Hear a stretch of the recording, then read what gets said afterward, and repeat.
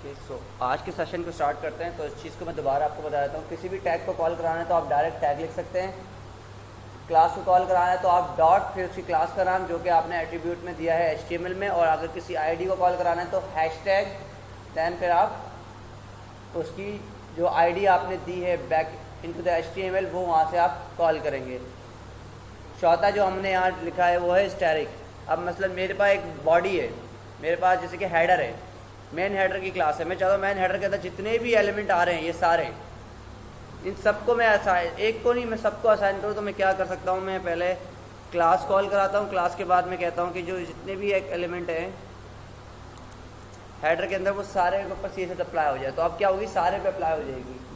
अगर मैं सिलेक्ट करता कि खाली UL के ऊपर स्टाइल हो तो फिर वो UL के ऊपर स्टाइल होता, लेकिन मैंने सेलेक्ट किया स्टैटिक, तो किसके ऊपर होगा, सबके ऊपर एवरीथिंग, ईच एंड एवरीथिंग जो भी इस क्लास के अंदर आएगा उसके ऊपर स्टाइल जो है अप्लाई हो जाएगा। अब जैसे कि इसके अंदर आप देखें मेरे पास UL भी है, LI भी है, एंकर भी है, डिव भी है, इस सब पे होगा। अगर मैं चाहता हूँ स्पेसिफिक, मैं चाहता हूँ खाली एंकर पे हो, जितने भी एंकर्स हैं जैसे कि 1 2 3 4 5, सो मैं क्या ले लूँ यहाँ पर, एंकर ले लेता हूँ। मैं चाहता हूँ कि क्लास पे हो, यानी कि नेविगेशन की क्लास पे हो, तो मैं कॉपी करता हूँ यहाँ से क्लास, और मैं दोबारा क्लास को किससे कॉल कराते हैं, डॉट से। अब देखो इसको पहले हम खाली सिंपल क्लासेस कॉल कर रहे हैं, अब एक क्लास के अंदर ही क्लास को कॉल कर रहे हैं। यानी कि पहले हेडर की क्लास को लो, और हेडर के अंदर अगर नेविगेशन मौजूद है उसको लो और उसको कर दो बैकग्राउंड रेड, है जो भी आप कराना चाहते हो। जैसे कि अब इधर मैं बैकग्राउंड रेड कर रहा था, पहले मैं दोनों का करके दिखाता हूँ। इसको मैं हटा देता हूँ, ठीक है, बैकग्राउंड रेड ना दोनों में हुआ, ठीक है। और मैं अगर अब यहाँ जाता हूँ, इस वाले नेविगेशन सेक्शन को कॉपी करके हेडर से बाहर रख देता हूँ, जस्ट फॉर एन एग्जांपल। सो अब मैं देखता हूँ दोनों मेरे नेविगेशन जो है रेड हो गए। क्यों? क्योंकि ये डायरेक्टली नेविगेशन रेड हुआ हुआ है। लेकिन इस टाइम मैंने क्या किया, जो नेविगेशन मेरा हेडर के अंदर है, मेन हेडर की क्लास के अंदर है, सिर्फ वो वाला रेड होना चाहिए। अब ये वाला जो है मेन हेडर की क्लास के अंदर नहीं है, तो वो रेड नहीं हुआ। समझ में आया क्या हुआ? तो आप क्लास के अंदर की क्लास को रीड कर रहे हैं।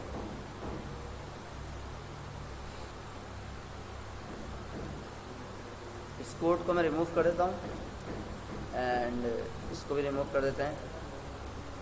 अब चीज़ को यहाँ से मैं कोड हटा देता हूँ, वहाँ से सेव कर देता हूँ फाइल को। ये हमारे पास जो एक्चुअल शेप हमने लास्ट में छोड़ी थी वो वहाँ पर मौजूद है। अब हमारा डिज़ाइन के मुताबिक ये सब कुछ राइट पे होना चाहिए, ठीक है, और एक के बराबर में दूसरा होना चाहिए। सबसे पहले तो आप इस पर देखें कि फ़ॉन्ट कौन सा लगा हुआ है। अगर आप फ़ॉन्ट नहीं को चलें तो सबसे पहले तो आप इसको बराबर में लेकर आते हैं। यहाँ से CSS करेंगे, ईजी रहेगा।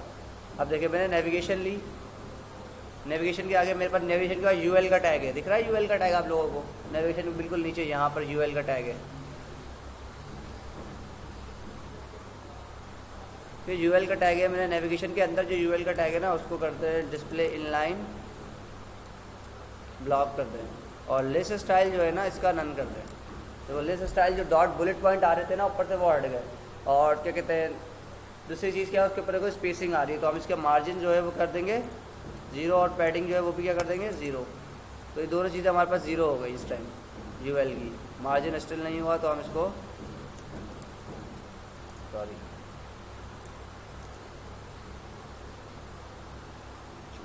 मार्जिन 0 हो गया, ठीक है, मार्जिन भी 0 कर दिया हमने और पैडिंग भी 0 कर दी। अब ये वाला जो एलिमेंट है ना, हम देखें इसको ना हम कर देना टेक्स्ट अलाइन राइट, तो वो हमारे एलिमेंट को कहाँ ले गया, राइट पे। इसको मैं कॉपी कर देता हूँ, कॉपी रूल, एंड CSS में हम आ जाते हैं अपने, इसको पेस्ट कर देते हैं। उसके बाद हमने नैप को लिया था, इसको कॉपी कर लेते हैं, इसको पेस्ट कर देते हैं यहाँ पर। उसके बाद अब देखें सेम, दोबारा मैंने नेविगेशन लिया, नेविगेशन के बाद मैंने UL लिया, UL के अंदर LI, यानी कि जो मेरी नेविगेशन की डिव है उसके अंदर एक UL है, जितने भी UL हो और उसके अंदर जितने भी LI हो अभी सब पे CSS अप्लाई कर रहा है, एक एक को करने की ज़रूरत नहीं है। मतलब मेरे पास एक जगह पर 15 UL आ जाते हैं, तो 15 CSS लिखने के बजाय मैंने क्या किया, एक CSS लिख रहा हूँ। कैसे कि नेविगेशन की डिव के अंदर जो UL है उसके अंदर जितने भी UL आए हैं, LIs हैं, उनको आप कर दें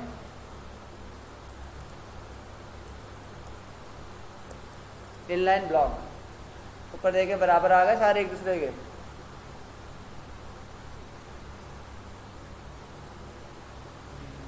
सही है। अब कर लें इस कॉपी रूल को कॉपी, अब सेव कर देंगे, सेव हो गया। अब देखिए हमारे पास फॉन्ट कौन सा लगा हुआ है, यहाँ पे लगा हुआ है म्यूली बोल्ड। अब जब मोस्टली ना डिज़ाइन जो है ना गूगल फॉन्ट यूज़ करते हैं। अब गूगल फॉन्ट कैसे यूज़ किया जाए, बेहतरीन तरीका है, fonts.google पे जाएँ, fonts.google.com, गूगल के फॉन्ट यूज़ करते हैं हम ज़्यादातर। कौन सा फॉन्ट था, आ गया फॉन्ट, लेकिन यहाँ पे म्यूली फॉन्ट भी तो गूगल का था, डिस्कार्ड कर दिया क्या, म्यूली भी गूगल का था।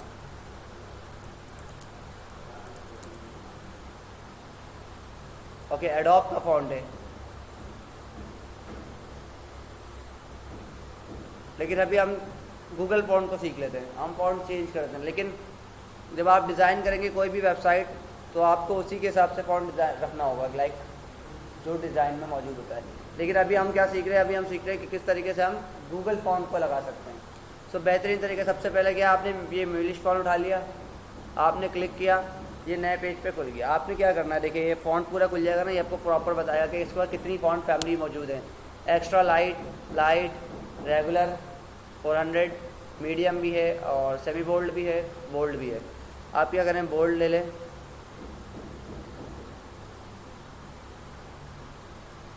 सेमी बोल्ड ले लें, रेगुलर ले लें और लाइट ले लें, 4 ले ली मैंने, सिलेक्ट कर ली। तो इसने ना यहाँ पर ना एक ऑटोमेटिकली ना लिंक बना रहा है, देखें ये लिंक बना दिया इसने।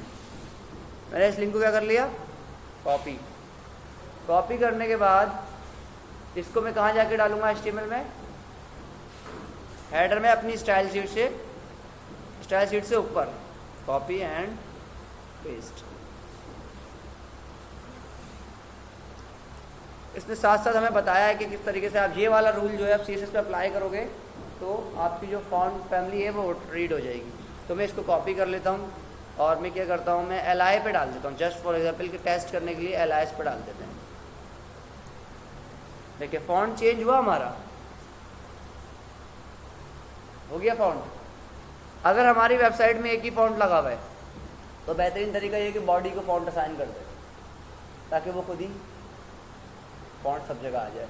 अगर 2 लगे हुए यानी कि हेडिंग्स में अलग लगा हुआ है पैराग्राफ और दूसरी चीज़ों में अलग लगा हुआ है तो हम इसी तरीके से कर लें। जैसे कि अब बार बार मुझे फॉन्ट लगाना पड़ेगा हर एलिमेंट पे, तो मैं क्या करता हूँ, मैं पैराग्राफ पे ले लेता हूँ, पैराग्राफ UL LI और div स्पैन, सिर्फ हेडिंग्स छोड़कर मैं सारी चीज़ों पे लगा रहा हूँ।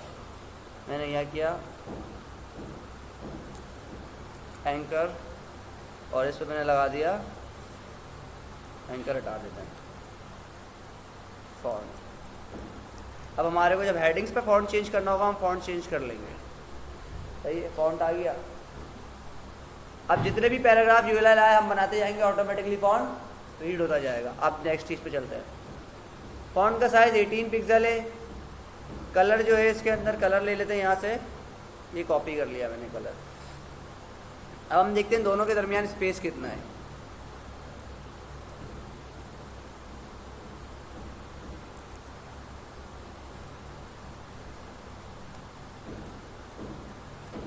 फोर्टी समथिंग आ रहा है, तो इसको दो जगह डिवाइड करेंगे तो 20 पिक्सल का जो है स्पेस आ रहा है दोनों के दरमियान।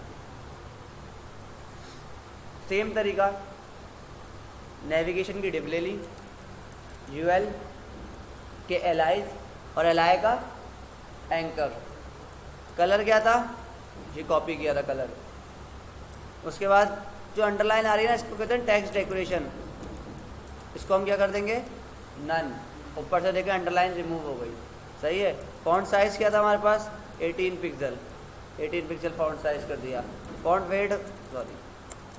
फॉन्ट वेट था हमारे पास 500, थोड़ा सा फॉन्ट मोटा हो गया, 600 कर दें अगर ज़्यादा करना है तो। वैसे तो 500 स्टिल इनफ है, 500। ओके। अब उसके बाद हमने पैडिंग डिसाइड की थी कि लेफ़्ट राइट पैडिंग कितनी आ रही थी, तो हम दे देते हैं पैडिंग 20 पिक्सल। आ गई पैडिंग। और टॉप बॉटम मैंने 0 देनी है, और लेफ़्ट राइट जो है मैंने देनी है 20 पिक्सल।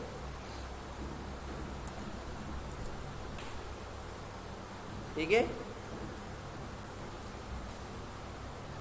मैं इसको यहाँ कॉपी कर लेता हूँ, कॉपी रूल। अब देखिए जो हमारा जो नेविगेशन है ना वो हेडर के बराबर में नहीं आया, बिल्कुल सेंटर में नहीं आया। कस्टम HTML में ना आप सेंटर में कर दें इसको। कैसे करेंगे, नेविगेशन लें, नेविगेशन की आप UL ले लें, या फिर ये अंदर जो क्लास लगी हुई है इसको ले लें, नेविगेशन की नैव। नेविगेशन के अंदर जो क्लास है डॉट नैव, तो आप क्या करते हैं, मार्जिन टॉप 10 पिक्सल। अब अपने हिसाब से देखिए कि सेंटर में आ जाएगा। इसको डिस्प्ले टेबल कर दें ताकि ये विजिबल हो सके। डिस्प्ले टेबल जब तक हम नहीं करते या फ्लोट लेफ्ट नहीं करते तो जो एलिमेंट होता है ना वो फ्लोटिंग में रहता है, तो वो अपनी एक जगह नहीं रख पाता। दिखाता हूँ मैं आपको क्या कहना चाह रहा हूँ मैं। इसको हम वापस क्लास से कॉल करा लेते हैं, और यहाँ पे मैं डिस्प्ले टेबल का मकसद आपको बता देता हूँ क्या है ये। जब तक मैंने डिस्प्ले टेबल नहीं किया था तो ये जबकि होना यहाँ तक चाहिए था इस डिफ एलिमेंट को, क्योंकि ये इसके अंदर है, लेकिन उसने मखसूस जगह रखी हुई, जैसे पैडिंग आ रही है ना उसको ही काउंट किया हुआ, उसके अंदर एलिमेंट को की वेट को नहीं काउंट किया हुआ, क्योंकि अंदर के जो एलिमेंट है ना वो फ्लोट लेफ्ट हुए हैं, वो फ्लोटिंग एलिमेंट बने हुए, लेकिन ऊपर वाला एलिमेंट फ्लोटिंग नहीं है। तो या तो आप उसको डिस्प्ले टेबल कर दें या फिर आप फ्लोट लेफ्ट कर दें, लेकिन उससे आपका ये जो है फ्लोट लेफ्ट पे चला जाएगा, इसलिए मैंने टेबल किया था। ये प्रॉब्लम आती रहेगी अनटिल और अनलेस आप इसको डिस्प्ले टेबल या डिस्प्ले इनलाइन से आप इस्तेमाल नहीं करते। आप डिस्प्ले इनलाइन से कर लें, इनलाइन ब्लॉक से। तो मार्जिन आप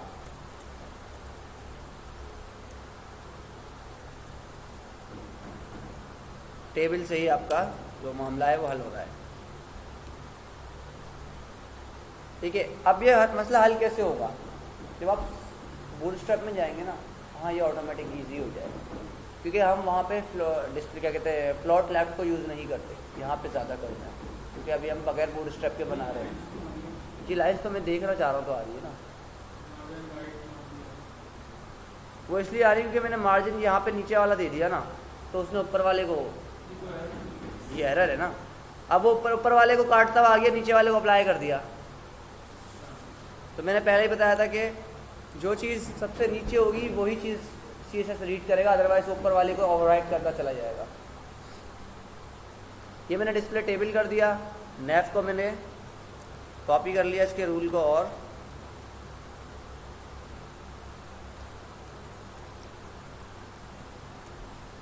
ये हमारा स्टाइल प्रॉपर एक आ गया। अच्छा आप इसमें देखें जो आखिरी वाला जो बटन है ना आपके पास, वो कलर ब्लू है उसका, और फॉन्ट का जो कलर है ना वो है उसका वाइट।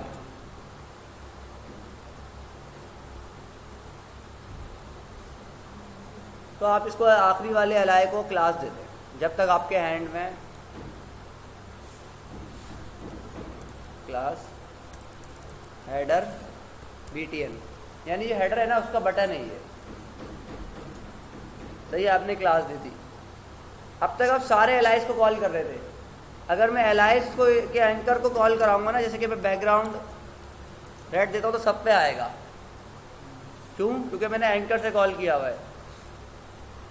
तो इसकी वजह से मैंने क्या किया, मैंने उसको अलग क्लास दे दी कि सिर्फ इसी को मेरा जो है बटन ब्लू हो जाए। तो मैंने अलग क्लास किया, बैकग्राउंड किया मैंने इसका, जो मैंने वहाँ से कॉपी किया वो कलर किया है मैंने इसका वाइट। इंपॉर्टेंट जो लगाते हैं ना हम, उससे ना वो फिक्स हो जाता है, उसके ऊपर फिर ओवरराइड नहीं करने देता, भले वो ऊपर हो या नीचे हो, अब ओवरराइड नहीं करने देगा वो उसको। पैडिंग जो दी हुई थी ना मैंने उसकी लेफ्ट राइट दी हुई थी, लेकिन बटन बनाने के लिए मुझे टॉप बॉटम भी चाहिए, तो मैं क्या करता हूँ पैडिंग भी 20 पिक्सल दे देता हूँ, लेकिन डिस्टर्ब हो गया मेरी अलाइनमेंट। अब इसको क्या करा जाए, तो बेहतरीन तरीका ये है कि सबको टॉप बॉटम दी जाए, दिखेगी सिर्फ उस वाले पर। कैसे, यहाँ से हटा देता हूँ, पैडिंग यहाँ से दे देता हूँ। यहाँ से मैंने 10-20 कर दी, पहले क्या थी 0-20, अब मैंने कर दी 10-20। अब लाजमी सी बात है, ये वाला मेरा जो अलाइनमेंट मैंने बनाई थी वो नीचे हो गई, तो अब मैं क्या करूँगा, इसको वहाँ 10 बढ़ा दूँ, यहाँ क्या करूँगा 10 को कम कर दूँगा, ताकि मेरा जो लेवल है वो बरकरार हो जाए। अच्छा, मैं इसका आपको एक और तरीका बताता हूँ। यहाँ पे पहले बॉर्डर थोड़ा सा ग्राउंडेड भी हैं, तो आप क्या करते हैं, बॉर्डर को रेडियस कर दें 5 पिक्सल, थोड़े से बॉर्डर कॉर्नर से रेडियस हो गए ऊपर से। अगर आप बटन को देखें तो बॉर्डर का जो कॉर्नर है वही क्या हो गए, वो हल्के से राउंडेड हो गए। इसको मैंने कॉपी कर लिया, पेस्ट कर देता हूँ। आपने क्लास दे दी, क्यों दे दी क्लास आपने, क्योंकि बाद आपके पास HTML का एक्सेस था, तो आपने जाके पहले HTML लिखी, वहाँ क्लास लिखी और आपने CSS कर दी। अगर मैं कहूँ कि आपके पास एक्सेस नहीं है, आप HTML में एंकर को क्लास नहीं दे सकते, फिर क्या करोगे? तो उसके लिए ना एक और तरीका है, जो HTML3 की प्रॉपर्टी होती है। तो मैं इस वाली CSS को थोड़ी देर के लिए हटा देता हूँ, जो हमने लास्ट में लगाई है।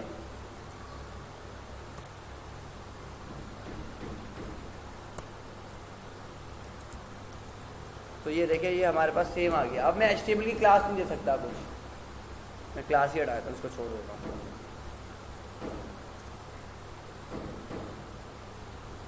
मैं क्लास हटाता हूँ। अब मैं अगर बैकग्राउंड कलर दूंगा ना, सब पे आएगा। अब मुझे कोई ऐसा तरीका बताएं कि जिसके थ्रू मैं एक बैकग्राउंड कलर दूंगा, किसी पे भी ना आए। लेकिन चाइल्ड का कॉन्सेप्ट सुना है आप लोगों ने, first child, second child, third child, nth child. ये चाइल्ड के कॉन्सेप्ट के ऊपर बनता है। जैसे कि मेरे पास कितने हैं, फर्स्ट चाइल्ड मेरा ये है, सेकंड अबाउट अस है, थर्ड चाइल्ड मेरा कैलेंडर है, फोर्थ चाइल्ड मेरा न्यूज़ एंड, फिफ्थ चाइल्ड यानी कि लास्ट चाइल्ड मेरा कौन सा है, कॉन्टैक्ट अस। अब मैं क्या करूँगा, मैं नेविगेशन को लेता हूँ, मैं नेविगेशन के अंदर लेता हूँ UL को एज यूजुअल। मेरा जो LI है उसका जो लास्ट चाइल्ड है, उसका जो एंकर है, उसको ये CSS अप्लाई हो जाए। बगैर क्लास के करिए, बगैर ID के करिए। कैसे करिए, बगैर क्लास बगैर ID के करिए, चाइल्ड के मेथड को फॉलो करते हुए। अगर आपको फर्स्ट को कराना है, आप यहाँ क्या कर दो, FIRST, फर्स्ट हो गया। सेकंड को कराना है, आप सेकंड ले लो। सेकंड कैसे लोगे, nth,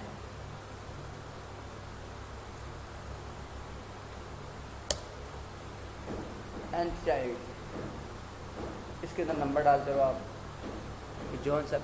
अब क्या हो रहा है, बगैर क्लास के आप इजीली थर्ड पार्टी API है कहीं से भी, अगर आपके पास HTML करने का एक्सेस मौजूद नहीं है, आप फिर भी उसको अपने हिसाब से कस्टमाइज और ऑप्टिमाइज कर सकते हो, CSS को डिज़ाइन कर सकते हो। तो ये दोनों मेथड आपके लिए मैंने बता दिए।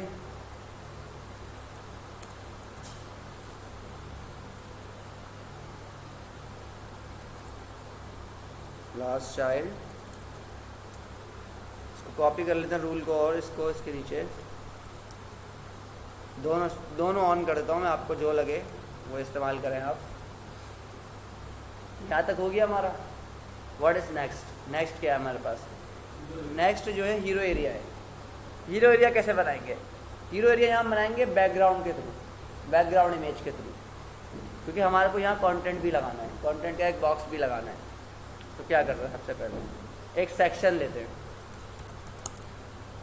सेक्शन को क्लास देते हैं इसकी, हीरो एरिया की, और उसके बाद क्लास देते हैं इनर हीरो की।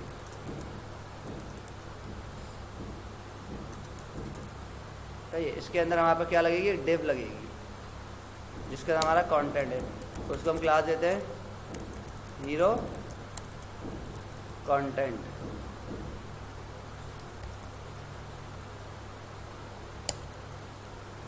कंफ्यूज होने की कोई बात नहीं है इसमें। मैंने एक सेक्शन बनाया पहले, मैं अगर एक एक करके बना दूँ उसमें कोई मसला नहीं, मैं हटा देता हूँ। सही है, मैंने ये एक बना दिया, हीरो एरिया बन गया मेरा। यहाँ पे अब मैं जाऊँगा, यहाँ पे मेरा कुछ भी नहीं है, मैं इमेज निकाल लेता हूँ पहले।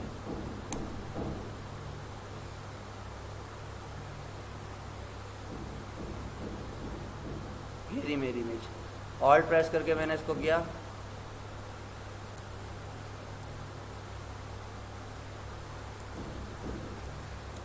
ये मैंने सिलेक्शन बना ली, एक्स्ट्रा बनाई है मैंने, लेकिन मुझे पता है कॉपी नहीं करेगा। कंट्रोल शिफ्ट सी से कॉपी किया, कंट्रोल एन से नई फाइल ले ली,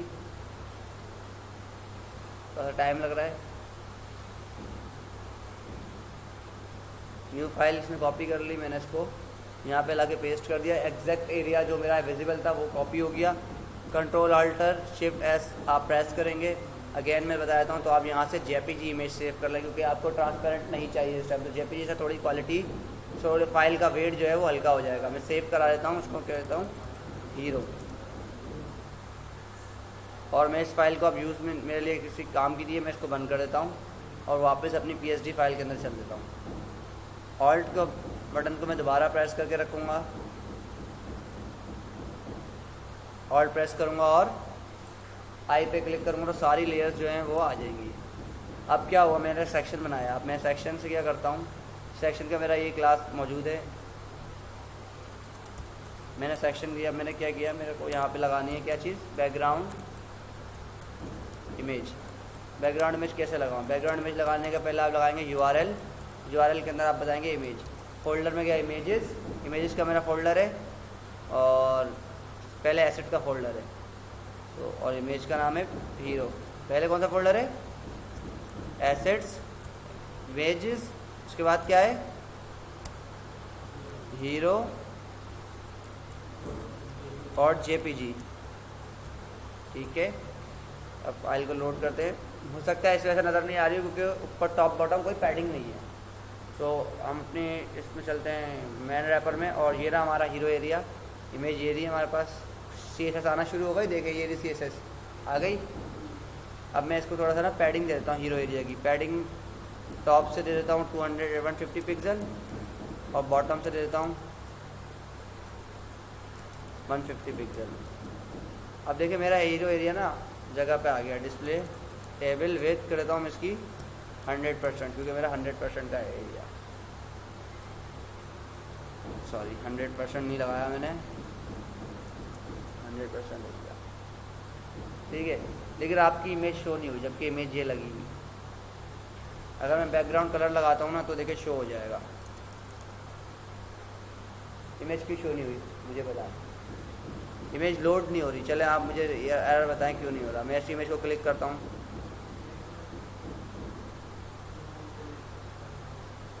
ये बोल रहा है file not could not be access because file जो है फाउंड नहीं हो रही। लेकिन अगर हम जाएं एसेट के अंदर फाइल मौजूद है, हीरो के अंदर, क्या वजह है मुझे बताएं। सबसे पहले नहीं, एसेट में आप गए, एसेट में आप इमेजेस में गए, ये एक ही फाइल की पड़ी हुई हीरो, ये हटा दो, मैं डिलीट कर देता हूँ, 2 फाइल की ना हटा देता हूँ। ओके, अब क्लियर हो गई, वाली फाइल मैंने डिलीट कर दी। अब तो चलना चाहिए, तो अभी भी मना कर रहा है। बताएं अब क्या क्या हो सकता है, क्या वजह हो सकती है।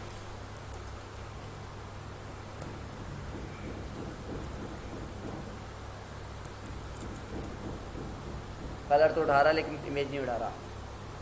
अब देखें सबसे पहले क्या मसला आ रहा है। मसला ये आ रहा है कि इसने CSS का एसेट का फोल्डर डाला, CSS का फोल्डर डाला। पता है क्या हो रहा है, आप देखो, जब हम HTML में लगाते थे ना कॉन्सेप्ट को क्लियर करने के लिए, तो HTML की फाइल से फोल्डर ढूंढते थे। ये HTML की फाइल है, इसके साथ कौन सा फोल्डर है, एसेट, और फिर कौन सा है, इमेजेस, तो सही मिल रहा है उसको। लेकिन अब हम कहाँ से लगा रहे हैं, CSS की फाइल से। अब वो क्या ढूंढ रहा है, इस फोल्डर के अंदर, इस फाइल के बराबर में कौन सा फोल्डर ढूंढ रहा है, वो एसेट्स का, जो कि यहाँ मौजूद, और जब एसेट नहीं है तो इमेजेस भी मौजूद नहीं है, इमेजेस नहीं है तो फिर इमेज भी मौजूद नहीं है। अब उसको या तो हम एक्स्ट्रा फोल्डर बनाएं, लेकिन वो हम बनाएं क्यों, तो आप सबसे पहले क्या करना है, इसको इस फोल्डर से बाहर लाना है। फोल्डर से बाहर लाने के लिए हम लगाते हैं डबल डॉट और स्लैश। जितनी दफ़ा बाहर लाना है उतनी दफ़ा डबल डॉट स्लैश, 2 डॉट लगेंगे उसका स्लैश। आपने डबल डॉट लगाया, स्लैश लगाया, फोल्डर से बाहर आ गए, आप इस फोल्डर में पहुंच गए। क्या यहाँ पर एसेट के फोल्डर की ज़रूरत है? अब कौन सा फोल्डर लगाएंगे डायरेक्ट आप? इमेजेस का। सही है, मैं वहाँ से वो कॉपी कर लूँ, वरना दोबारा करनी पड़ेगी CSS मुझे उसकी पैडिंग की। पैडिंग विद 100% डिस्प्ले,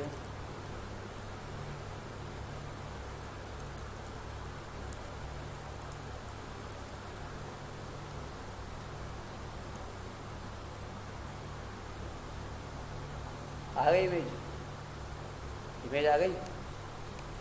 अच्छा, खाली पेज नहीं लगाते, इमेज के ना कुछ प्रॉपर्टीज साथ लगाते हैं हम। जैसे कि इमेज लगाने के बाद आप लगाएं बैकग्राउंड रिपीट, के इमेज बार बार रिपीट ना हो जाए। बैकग्राउंड की पोजीशन भी बताते हैं। कलर पे तो आपको कोई मसला नहीं है, कहीं पे भी कलर आ जाए, वो नहीं है। पोजीशन आप बताएंगे, आप बताएं टॉप सेंटर, कि टॉप और सेंटर मेरा फोकस हो, ऊपर से या मिडिल सेंटर भी कर सकते हैं। और बैकग्राउंड साइज़ भी आप बताते हैं। बैकग्राउंड साइज़ जो है बहुत सारे होते हैं, आप कवर बता दें। कवर होगा जो आप जितना भी बड़ा आपका एरिया होगा ना, रिपीट नहीं होगा, तो वो ऑटोमेटिकली इस इमेज को स्ट्रेच करके शो कर देगा, और इमेज जो है आपकी प्रॉपर एरिया को कवर करेगी, क्योंकि उसका मतलब ही कवर है। अगर मैं इसको लेकर कंटेन कर देता हूँ ना, तो लेकर कंटेन करने के बाद ना उसने इमेज को छोटा करके उस एरिया के अंदर ले आया हो, तो अब हमने वो इमेज को कंटेन कर रहा है। अब तो हमारा क्या तरीका है, हम इसको चाह रहे हैं हम कवर करें, ताकि अगर हमारे कल पर कोई चीज़ छोटी बड़ी होती तो इमेज जो है हमारी पूरे सेक्शन पे कवर्ड रहेगी, एरिया हमारा कवर रहेगा। यहाँ से मैं कॉपी कर लेता हूँ रूल को और इसको रिप्लेस करता हूँ इसके साथ। ये हमारे पास इमेज आ गई, ठीक है। उसके बाद हमारे पास हमने बनाया था इधर एक हीरो इनर का सेक्शन, उसके बाद बनाया था हीरो कंटेंट का। हीरो जो कंटेंट का बनाया है वो हीरो कंटेंट का बनाया इस बॉक्स के लिए। यहाँ पे मैं ये कंटेंट रखूँ, वेलकम टू आवर स्कूल। सो मैं यहाँ पे एक सेक्शन में आता हूँ, हेडिंग रख देता हूँ यहाँ पर एक H1 की, इसमें लिखा हुआ है वेलकम टू आवर स्कूल। अच्छा, ये 2 लाइनों के अंदर मौजूद है, तो इसको हम क्या कर देंगे, यहाँ से लाइन को ब्रेक कर देंगे BR के थ्रू। सही है, तो देखिए ये हमारा कंटेंट आ गया, ठीक है। उसके बाद हमारे पास हम डमी कंटेंट मौजूद है, मैं यहाँ से कॉपी कर लेता हूँ,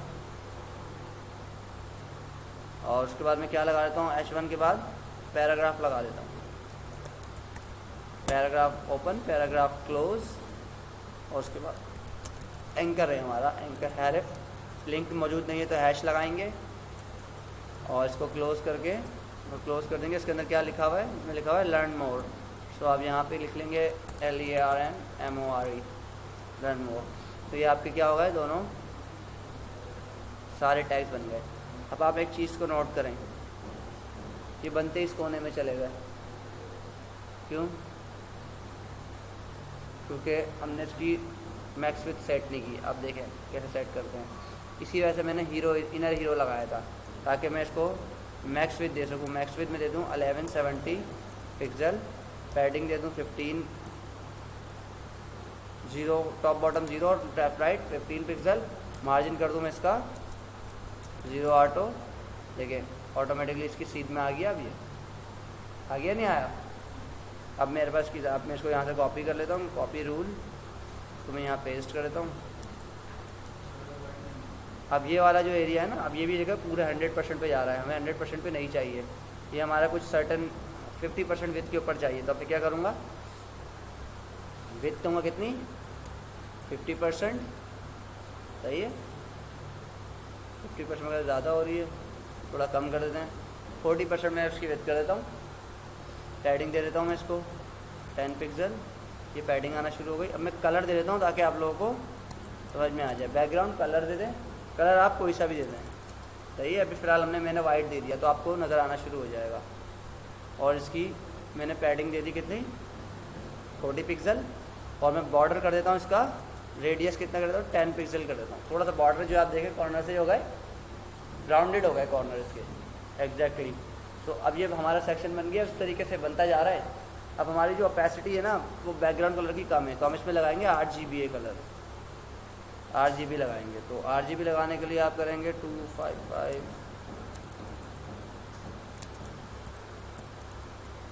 ये मेरे को याद है तो मैं इसलिए इस तरीके से आप फोटोशॉप से कॉपी कर लें तो ज़्यादा बेहतर है।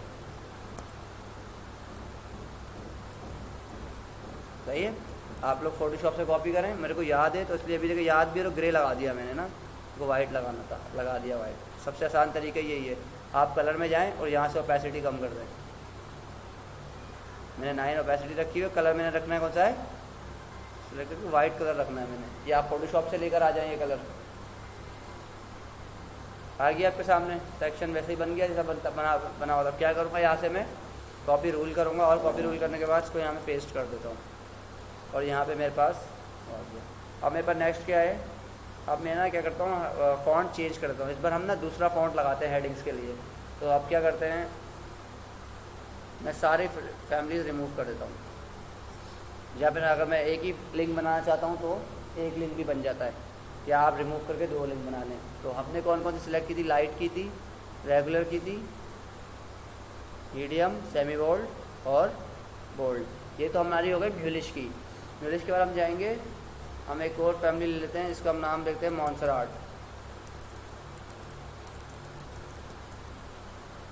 ये आ गए मॉन्सराट। आपने इसमें से ना कुछ सिलेक्ट कर ले, मैं इसमें सेलेक्ट कर लेता हूँ, सेम लाइट सेलेक्ट कर लेता हूँ एक। देखिए ऑलरेडी हमारे पास ना यहाँ सेलेक्ट है म्यूलिश, जो पहले हमने सेलेक्ट की थी। ठीक है, इस बार हम दूसरा फॉन्ट सेलेक्ट कर रहे हैं जो कि हमारा कहाँ यूटिलाइज होगा, सिर्फ हेडिंग्स के अंदर। लाइटर, रेगुलर, सेमी बोल्ड और बोल्ड। इसी लिंक को आप कॉपी कर लें और यहाँ पे आप इस लिंक को अपडेट कर दें। पहले यहाँ पे सिर्फ खाली म्यूलिश था, अब यहाँ पर मॉन्सराट भी है। म्यूलिश था खाली, अब क्या है, मॉन्सराट भी है। तो इसी के नीचे इसने बता दिया कि मॉन्सराट यूज़ करना है तो ये वाला रूल जो है सिर्फ इसका अप्लाई कर दो। तो हमने क्या किया, हम यहाँ पे जाते हैं H1, H2, H3, कॉमा से ना आपका रूल चेंज होता जाएगा, H4, H5, H6। आपने यहाँ लगा दी मॉन्सराट फैमिली। अब देखें अपने इस एरिया को देखिएगा, ये आपकी हेडिंग एपी सिर्फ इस टाइम यहीं लगी हुई है। कुछ फ़र्क नज़र आया आपको फ़ॉन्ट में, फ़ॉन्ट का डिज़ाइन चेंज हो गया है। अब नेक्स्ट हम देखते हैं हमारे पास साइज़ क्या है, इसका बड़ा साइज़ है और उसका छोटा साइज़ है। फ़ॉन्ट साइज़ आ रहा है 100 पिक्सल, तो हम इसको कलर भी ले लेते हैं। तो हम ये क्या करते हैं, हीरो कंटेंट के अंदर से, हीरो कंटेंट के अंदर से हमारे पास H1 है, उसको कलर दे देते हैं कौन सा जो हमने कॉपी किया है वहाँ से। ये देखिए यहाँ आ जाएगा आपका कलर। फ़ॉन्ट साइज़ क्या है आपका, 100 में 90 ले लेता हूँ, 100 पिक्सल है, 90 भी बड़ा आ रहा है तो मैं लेता हूँ 70 पिक्सल ले लेता हूँ। और फ़ॉन्ट वेट मोटा आ रहा है तो फ़ॉन्ट वेट कम कर देता हूँ, 600 कर देते हैं, तो 500 सॉरी 500 कर देते हैं। सही है। अब हमारा ना वेलकम जो है ना वो बड़ा था और दूसरे जो थे छोटे थे, इसको मैं वापस ना 80 कर देता हूँ। अगर मेरे पास एक जगह है थोड़ी सी, 80 मेरे लिए इनफ है। मैं कॉपी कर लेता हूँ और पेस्ट कर देता हूँ। अगर आप लोग यहाँ देखें तो उसने सारे को कर दिया, लेकिन मेरे को तो सिर्फ किसको कराना था, मैं 2 बना दूँ, लेकिन मैं 2 बनाऊँगा तो SEO 2 हेडिंग यानी कि वेलकम अलग, 2 ओवर स्कूल अलग, तो वो क्या होगी, हेडिंग SEO पर्पज़ से ख़राब हो जाएगी। तो अब यहाँ पे एक टैग लगा लो, स्पैन का या स्मॉल का। ये दोनों ना ऐसे टैग हैं, स्पैन या स्मॉल, जिनकी अपनी कोई वैल्यू नहीं होती, तो ये आपके डिज़ाइन को डिस्टर्ब नहीं करेंगे, बट आपको एक एंड दे देंगे कि आप इसको स्टाइल कर सकें। ऐसे तरीके से सब स्मॉल लगाने से सबसे पहले क्या काम किया इसने, इसको 80% साइज़ को रिड्यूस कर दिया। यहाँ से सिलेक्ट है, अब क्या वो करेंगे, हम H1 में जाएंगे, यहाँ से हम हीरो कंटेंट कॉपी किया। अब यहाँ से हम इसका क्या ले लेंगे, स्मॉल ले लेंगे, कलर कर देते हैं इसको हम ब्लैक, कलर ब्लैक हो गया, यही था हमारा ब्लैक कलर। अब लाइन हाइट थोड़ी कम कर देते हैं इसकी, H1 की हम लाइन हाइट कर देते हैं हम 70 पिक्सल, और मार्जिन हमारा जो आ रहा है इसको हम क्या कर देते हैं 0। ठीक है, मार्जिन हमें एक्स्ट्रा नहीं चाहिए था, मार्जिन 0 कर दिया। कॉपी रूल कर लेते हैं और CSS में जाके अगेन इसको H1 के रूल को रिप्लेस कर देते हैं, और फिर हमारे पास स्मॉल का रूल है, इसको क्या करेंगे, copy rule and again paste कर देते हैं। कंट्रोल सॉरी रीलोड कर लें आप यहाँ से, चाहे F5 प्रेस कर रीलोड हो जाता है आपका। ये भी रीलोड हो जाता है। ठीक है, ये हो गया आपका। पैराग्राफ के अंदर ऑटोमेटिकली अगर आप देखें तो इसके अंदर इसने फॉन्ट फैमिली कॉल कर ली, कौन सी, म्यूलिश। इसके अंदर लाइन हाइट दे देते हैं, लाइन हाइट दे देता हूँ 1.2, सॉरी 1.8 दे देते हैं।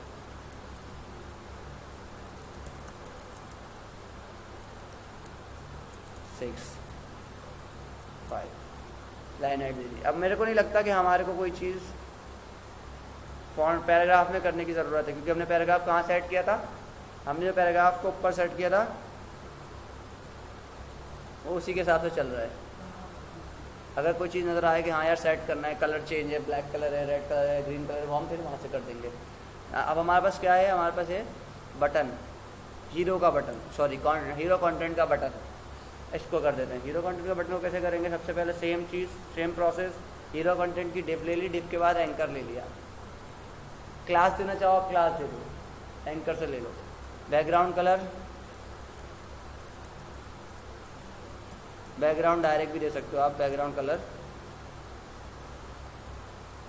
अच्छा डायरेक्ट ना बैकग्राउंड इमेज भी लग जाती है, आप इसे समझो बैकग्राउंड कलर, तो ये आपको समझने में आसानी देगा।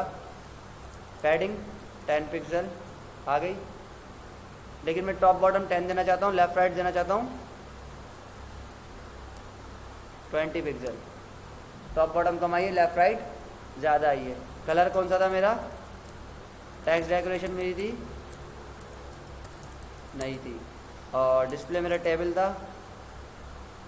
तीसरी चीज़ क्या थी मेरे पास, बॉर्डर जो थे वो रेडियस कितने थे, 5 पिक्सल। बॉर्डर कॉर्नर हो गए। मैं इसको रूल को कॉपी कर लेता हूँ और पेस्ट कर देता हूँ। बन गया हमारा हीरो एरिया, जैसा हमारे डिज़ाइन में था वैसे ही बनता जा रहा है। अब मैं चाहता हूँ लेकिन मेरा ये जो बटन का है ना, इसके ऊपर जब मैं होवर हो, जब मेरा माउस आए ना तो ये ब्लैक कलर का हो जाए। कैसे करूँ, वैसे ब्लू रहे, माउस आते ही ब्लैक हो जाए।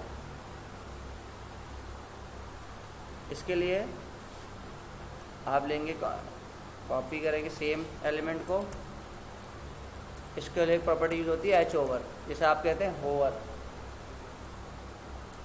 अब मैं चाह रहा हूँ कि जो चीज़ मैंने ऊपर बताई है ना, बैकग्राउंड कलर, जो मैं चेंज करना चाहता हूँ, जो भी चीज़, वो मैं नीचे डाल दूँगा।